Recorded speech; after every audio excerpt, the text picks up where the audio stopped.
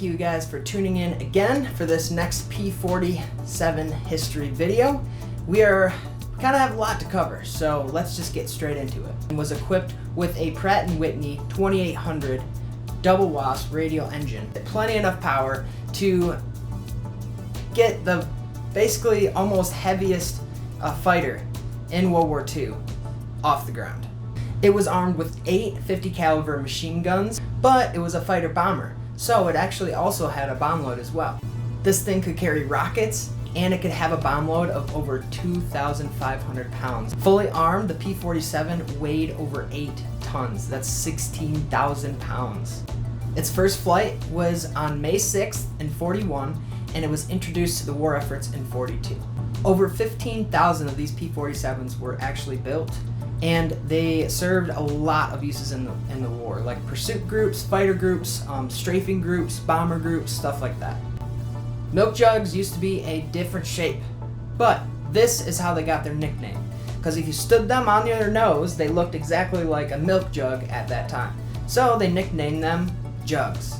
People back then were very creative. Revell designed this P-47, and the nickname actually was the XP-47A, and the A version actually failed, and it was very different than the B version, which is now more relevant to what we see today.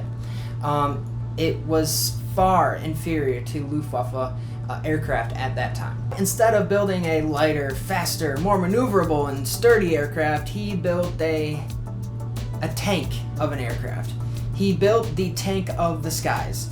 This thing was a behemoth compared to all the other fighters at that time. This version was the XP-47B. It was built with all metal other than the control surfaces, which were fabric. But compared to other aircraft at the time, I guess it was pretty luxurious to fly because it had air conditioning and the seat was very comfortable. And when you're pushing 2,000 horsepower, fighting enemies in air combat and doing bombing strafing runs, you definitely want something that's pretty comfortable. Just by the sheer weight of this thing, it was just a behemoth at the time. It was 9,900 pounds empty. Revell's quote about this aircraft is, "It will be a dinosaur, but it will be a dinosaur with good proportions." He was talking about the massive bomb loading that it could carry and the awesome ammo that it could hold, being capable of carrying almost twice its weight. Now let's get into the Decale version history. So this kit features 3 decal options. We have Oki, the Bug, and the Pied Piper.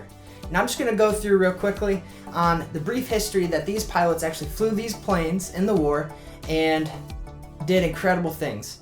So I just wrote down some quick facts about these pilots that flew these warbirds. We have Oki. This was flown by First Lieutenant Quince Brown, the 78th Fighter Group of the 84th Fighter Squadron, and the 8th Air Force.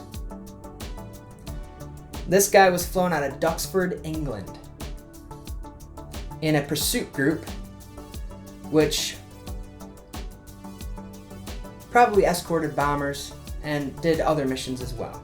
Lieutenant Quince Brown shot down 2 109s, 3 190s, and 4 kills in one day on the 16th of March in 44. It was a total of 10 German crosses. So Brown was hit by flak while strafing, and he actually ended up bailing out, but he was captured by a civilian nearby, and unfortunately, instead of the civilian turning him over to German armed forces, or even turning him back over, he was executed by that civilian, and he died that day.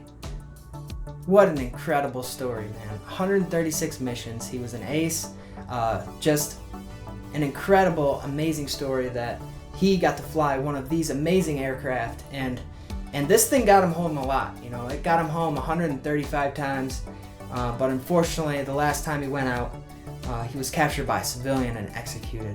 So, just an incredible story for another one of these P-47s, and we will get to the next one. So here we have the Pied Piper. This was flown by Lieutenant Kip Pippin. I couldn't find a lot of information on this, but the directions gave me the 58th Fighter Group and the 310th Fighter Squadron.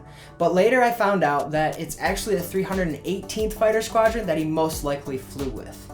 This group flew from 42 to 46, and most likely they got in the P-47 around 43, but they flew other aircraft as well. So in 43, they would have likely received these P-47s in New Guinea, and they would have moved to Niam 4 in 44, and then in 45, they would have served in Okinawa, Japan.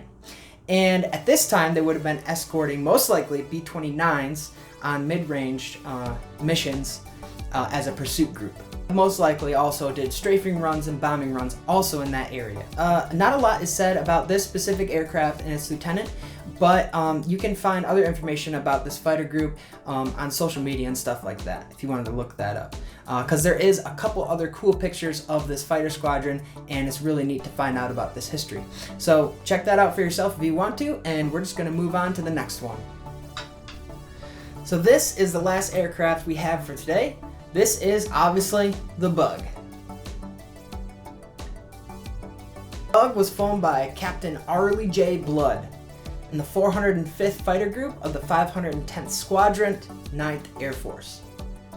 He actually named this aircraft after his son. This pilot mainly did strafing missions, but was awarded a number of medals, including a Flying Cross and a Purple Heart. And the reason why he received such great medals was because of his incredible story. So Captain Arlie Blood was shot down by flak in France in 44.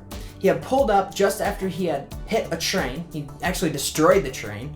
And at 3,000 feet, he bailed out of the aircraft and was able to avoid getting caught by enemy forces for a whole month.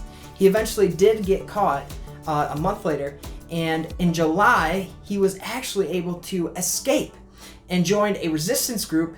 He helped liberate 2 French towns at the time, and he eventually made it back to the Allies at the end of 44. So through all that crazy getting caught, being captured, it had literally been less than half of a year that he had done all this stuff, and he liberated 2 French towns at the time. That is an incredible story by an amazing pilot. That is just so cool that he was able to do that, get back to his family, and he lived a long life with his family and his son that he named his aircraft after. Thank you guys so much for tuning into this episode of the P-47D Razorback. Definitely hit the subscribe button because you'll actually end up entering a giveaway. Every 1,000 subscribers, I'm giving away 2 models. So at 5,000, I'm going to be actually giving away 10 at the end of it all. So anyways, thank you guys so much. Make sure to hit the subscribe button. If you're enjoying the channel, hit the notification bell to get notified when I post a video, and just enjoy the rest of your day. Enjoy the build. Next up, we're actually going to be doing the full build video of the P-47, so stay tuned for that, and I'll see you next time. Let's get back to building.